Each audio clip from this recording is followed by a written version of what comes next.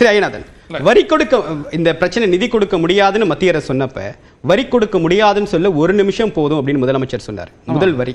அதுக்கு அடுத்ததாக தென்னிந்திய மாநிலங்களை டீலிமிட்டேஷனால பாதிக்கக்கூடிய மாநிலங்களை ஒருங்கிணைக்கக்கூடிய பணி, ஏற்கனவே ஜிஎஸ்டி போன்ற விஷயத்தை மையப்படுத்தி இந்த ஒருங்கிணைப்பு பணியை தமிழ்நாடு முதலமைச்சர் முன்னெடுத்தார். இப்ப ரூபாய் சின்னத்தின் மூலமாக அந்த எழுத்தை மாற்றி இருப்பதன் மூலமாக தன்னுடைய எதிர்ப்பை கூர்மைப்படுத்துகிறார் அப்படின்றது ஒரு பார்வையா இருக்கு. இன்னொரு பக்கம் இது ஒரு டெட்லாக் சிச்சுவேஷன் இருக்கு. இதுக்கு அரசியல் ரீதியா தீர்வு காரணமா இல்ல நிர்வாக ரீதியா இதற்கு தீர்வு காண்றதுக்கு வழி இருக்கா?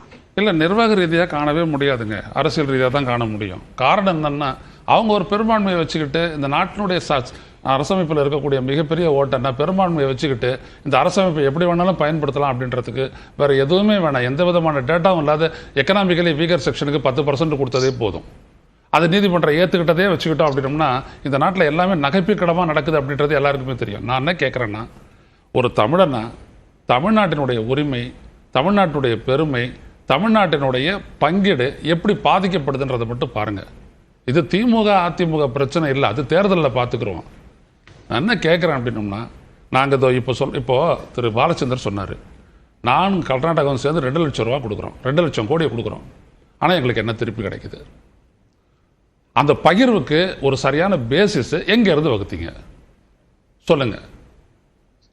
இவ்வளவு முன்னேற்றம் கண்டு இந்த அளவுக்கு கான்ட்ரிபியூஷன் பிரதமரை வச்சுக்கிட்டே பேசுகிறாரு ஒரு முதல்வர் வந்துட்டு, நாங்கள் இந்த மாதிரி 9.5% ஆஃப் ஜிடிபி நாங்கள் கான்ட்ரிபியூட் பண்ணுறோம், டாக்ஸில் நாங்கள் இவ்வளோ தூரம் வருவாயை கொடுக்குறோம், ஆனால் எங்களுக்கு இன்டர்ன் நீங்கள் இவ்வளோ தான் தரீங்க அப்படின்றத வச்சு பேசின போது அதற்கு நாடாளுமன்றத்தில் வெளியிலையோ பிரதமரோ யாருமே பதில் சொல்லலை. கீழடியில் வந்துட்டு என்ன இருக்குது?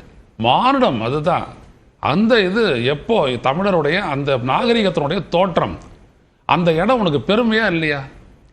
ஏன் அதை மறைக்க பார்த்தீங்க? 2 அகழ்வாழ்வுக்கு அப்புறம் மூன்றத்துக்கு வந்தார அமர்நாத் ராமகிருஷ்ணாவை தூக்கி அஸ்ஸாமுக்கு மாற்றிவிட்டு ராமன் ஒரு ஆள் வந்துட்டு என்ன சொன்னார், இதுக்கு மேலே இங்கே கண்டுபிடிக்கிறதுக்கு ஒன்றும் இல்லை, மூட போகிறோன்னு சொன்னார்.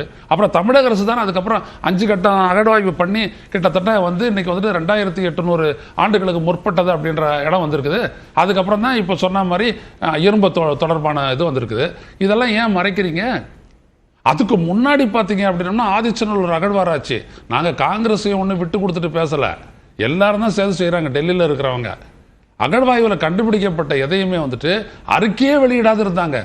அதுக்கப்புறம் அறிக்கையை வெளியிடும் போதும் அதுலேயும் ஒரு 3 தாழிகளை பற்றிய குறிப்பே இல்லை, அதையும் மறைச்சாங்க. நிதி அப்படின்றதையும் மறைக்கிறீங்க. அப்புறம் நீட்டுன்னு தேர்வு கொண்டு வந்துட்டு ஏழை எளிய மாணவர்கள் படிக்கலாம் அப்படின்னீங்க. எங்க படிச்சாங்க ஏழை எளிய மாணவர்கள்? தற்கொலைக்கு தான் போனாங்க. ஏன்னா அங்க வந்துட்டு கோச்சிங் சென்டருக்கு போனவங்க தான் தேறிக்கிட்டு வராங்க.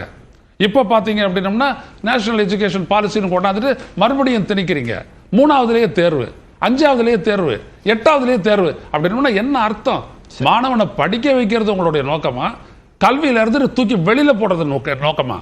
வெளியில போடுறது நோக்கம் அப்படின்றதுக்கு தான் கூட வெக்கேஷனல் அந்த கோர்ஸ் வந்துட்டு நீங்க வைக்கிறீங்க. என்னது? அப்ப செஞ்ச தொழில புள்ள செய்யணும், அதற்கான ட்ரைனிங் நாங்கள் கொடுப்போம். இந்த வேலை உனக்கு வேணாம் அரசுக்கு, சரி உன்னுடைய வேலையே இல்லையே. அப்ப என்ன வருது? எல்லா இடத்துலையுமே பார்த்தீங்கன்னா நாங்கள் புறக்கணிக்கும் பொழுது நாங்கள் எங்களுடைய இருப்பை, எங்களுடைய உரிமையை அழுத்த நிறுத்தமாக நிலைநாட்ட வேண்டிய ஒரு கட்டாயம் ஏற்பட்டு போச்சு. நாங்கள் சும்மா இந்தியா தேசபக்தி அப்படின்ற ஏமாத்துக்கு வந்துட்டு நாங்கள் வந்துட்டு அடிபணிய தயாரா இல்லை. சரி, அதான் ரொம்ப முக்கியம். திரு அண்ணாமலை அவர்கள் சொல்றாரு, இந்த மாதிரி சொன்னதை வந்துட்டு அவர் சொல்றாரு ஒரு அடிமுட்டாள்தனம் அப்படின்ற. அதாவது அண்ணாமலை அவர்கள் முதல்ல உணர்ந்துக்கணும், ஒரு உணர்வின் பிரதிபலிப்பு இந்த ரூன்னு போடுறது, இதை நீங்க வந்துட்டு பகிர்ந்துக்கல அப்படின்னோம்னா நீங்க ஒரு அடிமைத்தனத்துல வந்துட்டு நீங்க பெருமை கொள்ளக்கூடிய சராசரி மனிதனா இருக்கிறீங்க அப்படின்றதான் உண்மை.